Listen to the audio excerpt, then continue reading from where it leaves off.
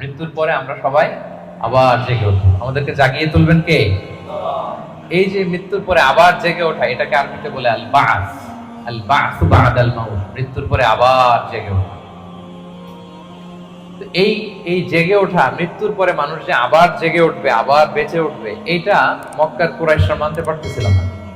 কারণ তারা দেখে যে প্রাচীন প্রাচীন কবরস্থানগুলোতে মানুষ মরে যাওয়ার পরে পচে গলে শেষ হয়ে যায়। ইভেন মানুষের যে স্কেলিটন থাকে, হাড়, এগুলো 10-15 বছর পরে মাটির সাথে মিশে গুঁড়ো হয়ে যায়।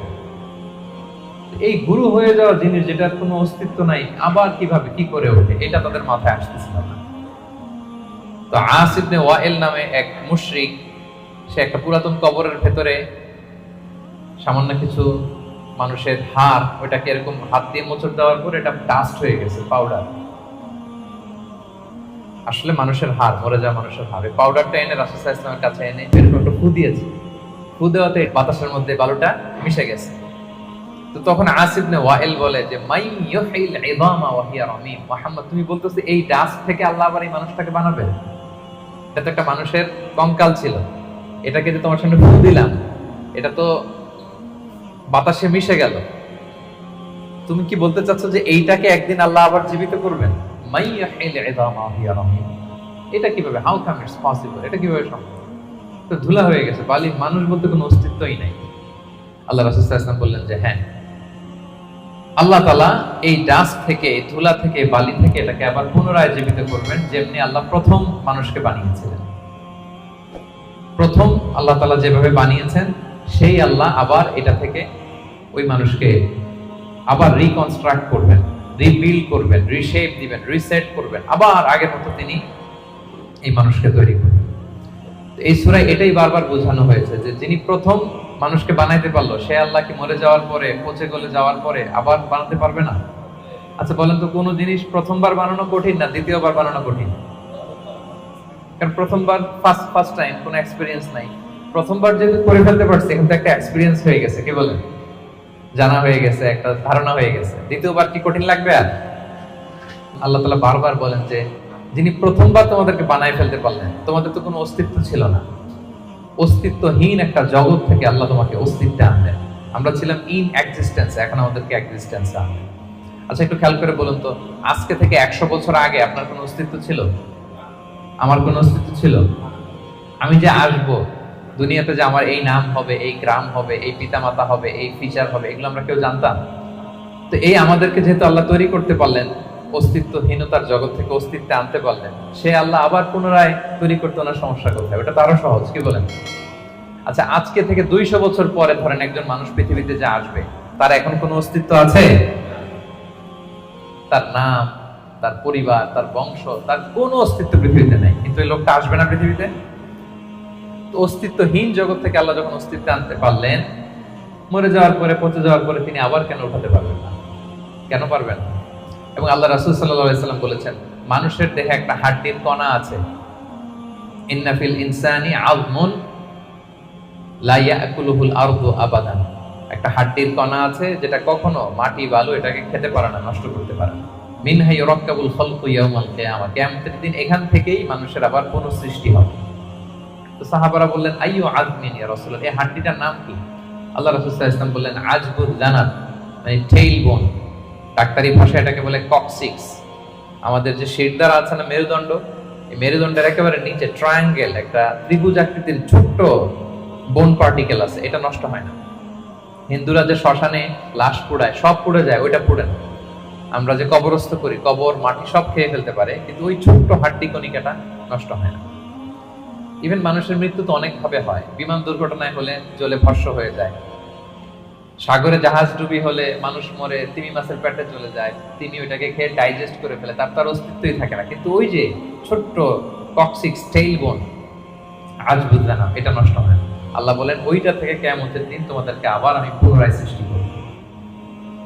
এইটাকে বলা হয় পুনরুত্থান, রেসারেকশন। পুরো সূরার মেইন কথা হচ্ছে এইটা।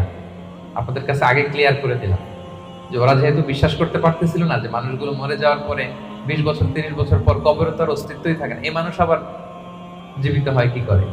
আল্লাহ রাসূল সাল্লাল্লাহু আলাইহি ওয়াসাল্লাম বললেন যে না, এরাও জীবিত হবে।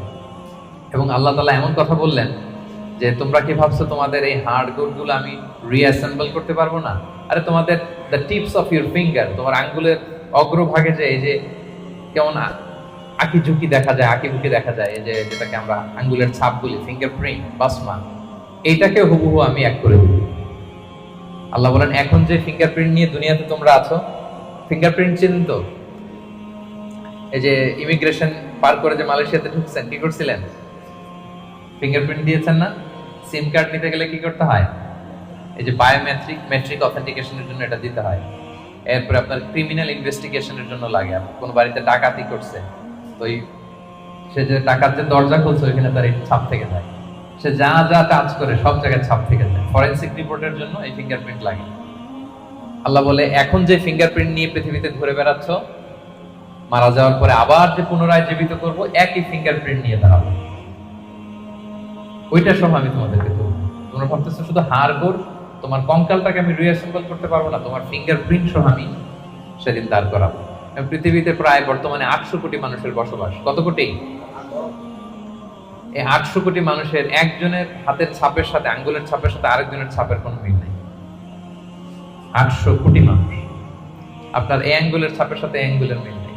10টা আঙ্গুলের কোনো আঙ্গুলের কোনো ছাপের সাথে অন্য আঙ্গুলের কোনো ছাপের মিল নাই। ইভেন একসাথে যে যমজ ভাই হয়, টুইন, তাদেরও একজনের ফিঙ্গারপ্রিন্টের সাথে আরেকজনের ফিঙ্গারপ্রিন্টের কোনো মিল হয় না। আল্লাহ বলে ওইটা সহ কিয়ামতের দিন আমি তোমাদেরকে তুলব। তাহলে আল্লাহ যে আবার আমাদেরকে তুলতে পারবে, এটা কি আপনাদের বিশ্বাস হয় নাকি এখনো একটু সন্দেহ সন্দেহ আছে? সন্দেহ লাগে? সন্দেহের অবকাশ নাই প্রিয় ভাই বোনেরা। এর কারণ যিনি অস্তিত্বহীনতার জগৎ থেকে আমাদেরকে অস্তিত্বে আনতে পারলেন, তিনি অবশ্যই পুনরায় আমাদেরকে জীবিত করতে পারবেন। এটা হচ্ছে সূরার মূল কথা। সূরার নাম কি যেন বলেছিলাম? সূরা কিয়ামা। কোরআনে মোট সূরা কয়টা? এই সূরাটা হচ্ছে 75 নাম্বার সূরা। কত নাম্বার? কোরআনে মোট পারা কয়টা? এটা 29তম পারায় অবস্থিত। এই সূরাটা মক্কায় নাজিল হয়েছে, ফলে এটা মাক্কি সূরা। বলুন তো কি সূরা? সবাই জোরে বলুন, কি সূরা? মাক্কি সূরা। মাক্কি সূরা। এই সূরার আয়াত সংখ্যা কত বললাম? 40। আয়াত সংখ্যা কত? তাহলে ওভারঅল আপনি একটা ধারণা পেয়েছেন। সূরার ধারাক্রম হচ্ছে 75। কত পারায়? 29 পারায়, আয়াত সংখ্যা 40। আর সূরাটা মাদানী সূরা। কি সূরা? এবার নাজিলের সময়কালটা বলি। কখন নাজিল হয়েছে? মাক্কি যুগের একেবারে শুরুর দিকে, প্রাথমিক দিকে, প্রথম বছরই নাজিল হয়েছে। এবং নাজিলের প্রেক্ষাপট আমি বলেছি, লোকজন মৃত্যুর পরে যে আল্লাহ তাআলা আমাদেরকে পুনরুত্থান করবেন এটা মানতে চাইছিল না। তাদের কঠোর জবাব হিসেবে আল্লাহ তাআলা 40 আয়াত বিশিষ্ট এই সূরাটা নাজিল করেছেন। এবং এই সূরার সেন্ট্রাল থিম হচ্ছে পুনরুত্থান, রেসারেকশন, আবার যে আমরা উঠবো। এই সূরার শেষে আল্লাহ বলেছেন যে আলাইসা যালিকা বিকাদিরিন আলা আন ইউহিয়াল মাউতা, যে আল্লাহ তোমাদেরকে প্রথম সৃষ্টি করলেন, সে আল্লাহ কি আবার যে তোমাদেরকে সৃষ্টি করবেন সেই কুদরতটা কি আল্লাহর নাই? অবশ্যই আছে। বালা কাদিরিনা আলা আন নুসাউইয়া বানানা, যেটা শুরুতেই বললাম যে বানান মানে হচ্ছে tips of your finger. Even এটাকেও সুবিন্যস্ত করতে পারবেন। হুবহু এইভাবে তিনি আমাদেরকে জীবিত করবেন। তাহলে তিনি যে আমাদেরকে আবার পুনরায় জীবিত করতে পারবেন, এতে কোনো সন্দেহ অবশ্যম্ভাবী, অনিবার্য। আমরা আবার জেগে উঠবো, আবার আমরা উত্থিত হব, আমাদের পুনরুত্থান হবে। ইব্রাহিম আলাইহিস সালামকে যখন এই আকীদা আল্লাহ শিক্ষা দিয়েছেন যে ইব্রাহিম, মৃত্যুর পর আমি সবাইকে জাগাবো, তো তিনি বললেন যে রব্বি আরিনি কাইফা তুহিল মাউতা, আল্লাহ আপনি কিভাবে জাগাবেন, মানে মৃতকে কিভাবে জীবিত করেন, একটু যদি দেখাইতেন আমাকে, আমার খুব ভালো লাগতো। কে বলতেছেন? কাইফা তুহিল মাউতা, আল্লাহ মৃতকে কিভাবে জীবিত করেন। তা আল্লাহ বলেন বলো কি ইব্রাহিম, আওয়ালাম তুমিন, তোমার কি বিশ্বাস হয় না? ইব্রাহিম আলাইহিস সালাম বললেন বালা, অবশ্যই বিশ্বাস হয়, কিন্তু ওয়ালাকিন লিয়াতমাইন্না কলবি, দেখতে পেলে আমার অন্তরটা একটু প্রশান্ত হতো, যদি আমি দেখতাম কিভাবে জীবিত করেন। সূরা বাকারা এসেছে, আল্লাহ বললেন ফাকুদ আরবাআতাম মিনাত তায়র, ঠিক আছে দেখাবো, তুমি 4টা পাখি নিয়ে আসো, জবাই করো, পাখিগুলোকে টুকরো টুকরো করো, এদের গোশতগুলো পাহাড়ের ওই পাশে ছিটায় দিয়ে আসো, এরপরে পাহাড়ের এই পাশ থেকে পাখিগুলোকে ডাকো। ইব্রাহিম আলাইহিস সালাম পাহাড়ের এই পাশ থেকে ডাক দিলেন। ডাক দেওয়ার সাথে সাথে আল্লাহ তাআলা মৃত ওই পাখির গোশতগুলোকে রিঅ্যাসেম্বল করে একসাথে জীবিত করে আবার ইব্রাহিম আলাইহিস সালামের সামনে এনে হাজির করে দিলেন। ইব্রাহিম আলাইহিস সালাম দেখে আশ্বস্ত হলেন, তার হৃদয় প্রশান্ত হলো। তাহলে আল্লাহ তাআলা যে মৃতকে জীবিত করতে পারেন এতে কি কোনো সন্দেহ আছে? শুরুতে আমরা বলেছি ইমানে মুফাসসালে আল্লাহ বলেছেন, আমাদেরকে জানিয়েছেন যে 7টা বিষয়ের উপর ঈমান রাখতে হয়। এর মধ্যে একটা হচ্ছে বল বাস বাদাল মাউত, মৃত্যুর পরে তিনি আমাদেরকে জীবিত করবেন, এটা আল্লাহর কুদরত। আচ্ছা, তাহলে সূরাতুল কিয়ামা নামকরণ কেন করা হলো, কোত্থেকে করা হলো? এই সূরার প্রথম আয়াতেই আল্লাহ তাআলা কিয়ামত শব্দটাকে উল্লেখ করেছেন। প্রথম আয়াতেই কিয়ামত শব্দটার উল্লেখ আছে এবং কিয়ামত নিয়েই পুরো সূরা জুড়ে এখানে আলোচনা, ফলে এজন্য এই সূরার নাম হয়েছে কি? সূরা কিয়ামা। আল্লাহ বলেছেন লা উকসিমু বিয়াউমিল কিয়ামা, এখান থেকে সূরার নাম কিয়ামা। আচ্ছা, এই সূরায় বেসিক্যালি 5টা বিষয়ে কথা বলা হয়েছে। কয়টা? মোট 5টা সেকশন। এখন একটা জেনারেল ওভারভিউ শেয়ার করতেছি। প্রথম 15 আয়াতে কিয়ামতের ভয়াবহতা, কিয়ামত যে কত ভয়াবহ হতে পারে, প্রথম 15 আয়াতে আল্লাহ এটা আলোচনা করেছেন। পরের 4 আয়াতে ওহীর প্রতি রাসূল সাল্লাল্লাহু আলাইহি ওয়াসাল্লামের যে ভীষণ আগ্রহ সেটা নিয়ে আলোচনা করেছেন। এর পরের 6 আয়াতে কিয়ামতের দিন কিছু মানুষের চেহারা হবে উজ্জ্বল, গ্লোয়িং ফেস, আর কিছু মানুষের চেহারা হবে গ্লুমি ফেস, মানে বিষণ্ণ, বিবর্ণ, অন্ধকার চেহারা। এটা নিয়ে আলোচনা করব। এক দলের হবে উজ্জ্বল চেহারা, আরেক দলের হবে বিষণ্ণ, বিবর্ণ, কালো চেহারা। আমাদের চেহারাগুলো যেন সেদিন উজ্জ্বল থাকে, আমরা সেই কামনা করি আল্লাহর কাছে। এরপরে 26 থেকে 30 নম্বর আয়াতে মৃত্যুকালীন অবস্থা কি হবে মানুষের, সেটা নিয়ে আলোচনা করা হয়েছে। সর্বশেষ 10 আয়াতে আল্লাহ পুনরুত্থান দিয়ে ক্লোজ করেছেন সূরাটা। পুনরুত্থান যে অনিবার্য, অবশ্যম্ভাবী, এটা আল্লাহ তাআলা প্রতিষ্ঠিত করে শেষ করেছেন। তাহলে একটা জেনারেল ওভারভিউ পেয়েছেন।